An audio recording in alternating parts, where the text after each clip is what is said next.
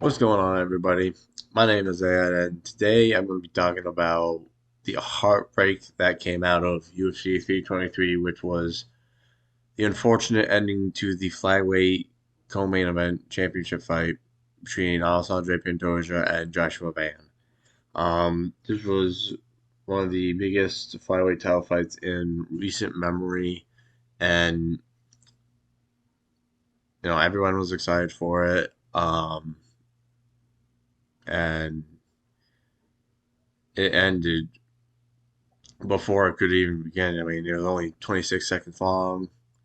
Nothing really happened. Only like 14 strikes total landed with between both fighters.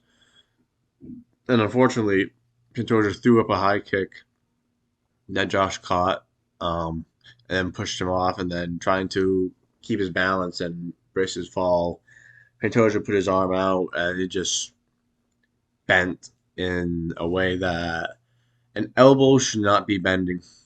I'll just say that much. It should not have been bending like that, and it was really they replayed it like 4 or 5 times, and each time it just got worse and worse to watch. It just this the way the elbow kind of like flattened and just torqued. It was just all wrong. And props to Josh Fan for not throwing any follow up strikes. People get criticizing Josh for how he celebrated. I mean, I guess he could have celebrated, less, but he got the title. So I mean, you gotta understand that's his dream. So he's gonna celebrate. But the way that it ended is so unfortunate for Pantoja. That's what the main premise of this video is about. Because Pantoja had become a dominant champion, and easily the second best flyweight of all time. And if he had beaten Josh and beaten like Tyra, he, based on quality of wins, he could have had an argument to be up there with DJ. Just because DJ does have a lot of title fights, but the quality of competition back then was not as high as the quality of competition today. But Pantoja had become a dominant champion. He went on a streak, and dispatching of names such as submitting Brandon Royval in their first fight in the second round, I believe, and then submitting Alex Perez in the first round that ended up you know solidifying himself as the number one contender. Um, and he still has never been finished. You really can't count this as a finish just because he just couldn't continue. This dude is taking shots from Davison Figueroa, who was one of the hardest hitting motherfuckers at 125, and he was still in there. So yeah, after he beat Alex Perez, he had that absolute war against Brandon Moreno at UFC 290, where they both put it on the line, put their heart and soul out there in the octagon, and he ended up taking the split decision. Deservingly so. He had more moments and looked like he had more significant moments too. So and then he went out there, had a rematch against Brandon Royval, won unanimously on the decision, and then had a very close fight against Steve Urseg, where Steve pushed him to the limit. Um, and then after that, he kind of really flipped a switch because they brought over a Japanese. There's one more country, Japan. Sorry, that's Khabib Nurmagomedov. Khabib Khabib Nurmagomedov. I don't know. Um, but he took on Kaya Sakura, who came over from Ryzen, and arguably he was very pissed that they brought over this guy, this Ryzen superstar, to come and try to dethrone him, and he kind of felt a bit disrespected in that fight. So he went on there, choked him out in the second round, put him to sleep, and then he had another rematch against Kai Kara France because Kai had earned the title shot.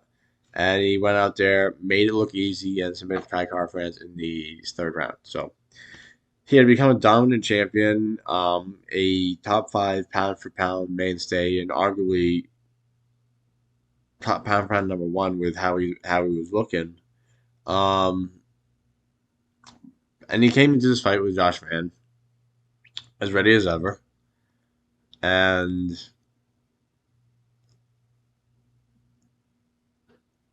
26 seconds, it's over.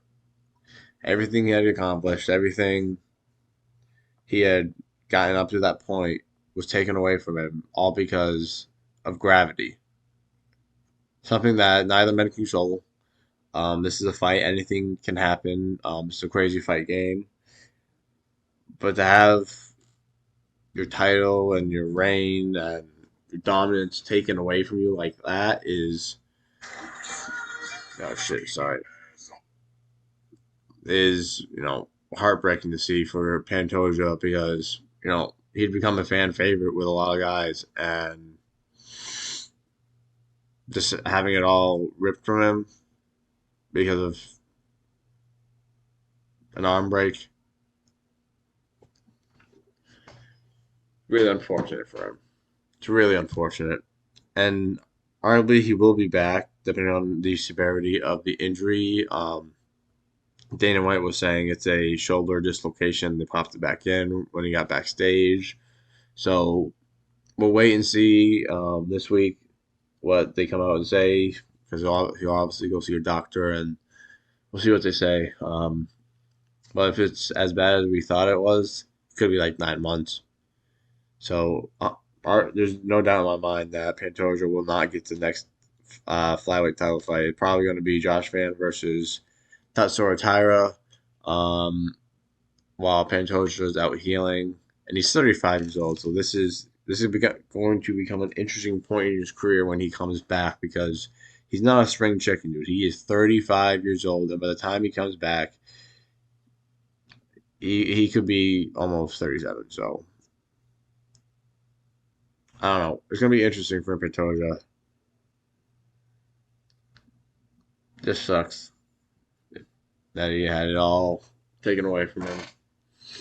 And the way the fight was going, it was about to get good. He was starting to have that typical Pantoja type of style where he's just relentless. He was throwing that body kick, throwing um, the shots at Josh Fan. Josh Fan was trying to just move away in the clinch and get away from Pantoja. So who knows how the fight was going to go? Um, it was shaping up to maybe be a good fight, but tis the fight game. Shit happens, and yeah, sucks. Sucks for Pantoja because I don't know. If he had beaten Josh Van, he would have gone out there and find Tatsuro Taira next. That's a really interesting fight. I still would love to see Tatsuro Taira and Pantoja fight at some point because on the ground, I think Tatsuro could maybe match Pantoja and have a little bit of success. Um, it could be all what ifs now based on how bad his arm is. So sucks to see Pantoja lose his belt like that. I would have really liked to see Josh Van take it off him by a war or a knockout because I was rooting for Josh, and I'm glad Josh got the belt. But you don't want to win a belt like that. That's a terrible way to win a belt. Unfortunate, very unfortunate. So Josh Van is now the flyweight champion. He will fight Tatsuro Taira next. Pantoja will probably be out 6 months healing. We'll see when he comes back, man. I hope he has a speedy recovery because I like watching Pantoja. I really do, but Five division is now completely open once again with a new champion on top. So that's gonna do it for this video. Thank you all for watching. Make sure to like the video, comment, subscribe. Anything's appreciated, and remember, all the greatest fighters leave it all in the final round. Peace.